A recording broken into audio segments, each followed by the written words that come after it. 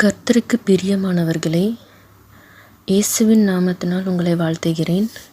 உங்களுக்கு சமாதானம். சங்கீதம் 34:1. கர்த்தரை நான் எக்காலத்திலும் ஸ்தோத்தரிப்பேன். அவர் துதி எப்போதும் என் வாயிலிருக்கும். 2. கர்த்தருக்குள் என் ஆத்துமா மேன்மை பாராட்டும். சிறுமைப்பட்டவர்கள் அதை கேட்டு மகிழுவார்கள். 3. என்னோடே கூட கர்த்தரை மகிமைப்படுத்துங்கள். நாம் ஒருமித்து அவர் நாமத்தை உயர்த்துவோமாக. 4. நான் கர்த்தரை தேடினேன்.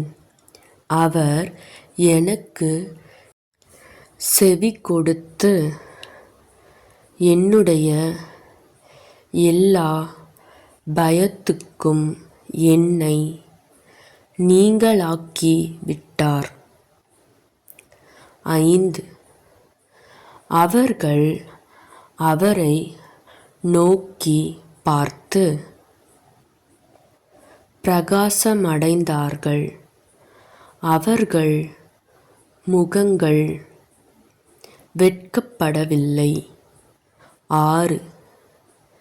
இந்த ஏழை கூப்பிட்டான். கர்த்தர் கேட்டு அவனை அவன் இடுக்கண்களுக்கெல்லாம் நீங்கலாக்கி இரட்சித்தார். 7. கர்த்தருடைய தூதன் அவருக்கு பயந்தவர்களை சூழ பாளையமிறங்கி அவர்களை விடுவிக்கிறார். 8.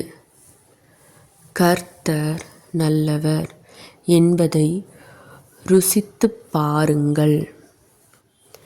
அவர் மேல் நம்பிக்கையாயிருக்கிற மனுஷன் பாக்கியவான். 9. கர்த்தருடைய பரிசுத்தவான்களே, அவருக்கு பயந்திருங்கள். அவருக்கு பயந்திருக்கிறவர்களுக்கு குறைவில்லை. 10. சிங்கக்குட்டிகள் தாழ்ச்சியடைந்து பட்டினியாயிருக்கும்.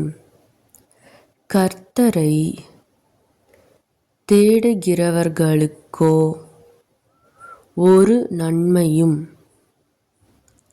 குறைவுபடாது. 11.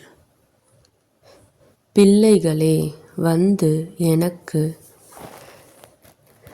செவி கொடுங்கள். கர்த்தருக்கு பயப்படுதலை உங்களுக்கு போதிப்பேன். 12. நன்மையை காணும்படி ஜீவனை விரும்பி நீடித்த நாட்களை அபேட்சிக்கிற மனுஷன் யார்? 13. உன் நாவை பொல்லாப்புக்கும் உன் உதடுகளை கபட்டு வசனிப்புக்கும் விலக்கி காத்துக்கொள். 14. தீமையை விட்டு விலகி நன்மை செய். சமாதானத்தை தேடி அதை தொடர்ந்து கொள். 15. கர்த்தருடைய கண்கள் நீதிமான்கள் மேல் நோக்கமாயிருக்கிறது. அவருடைய செவிகள் அவர்கள் கூப்பிடுதலுக்கு திறந்திருக்கிறது. 16 தீமை செய்கிறவர்களுடைய பேரை பூமியில் இராமல் அற்றுப்போக பண்ண கர்த்தருடைய முகம் அவர்களுக்கு விரோதமாய் இருக்கிறது.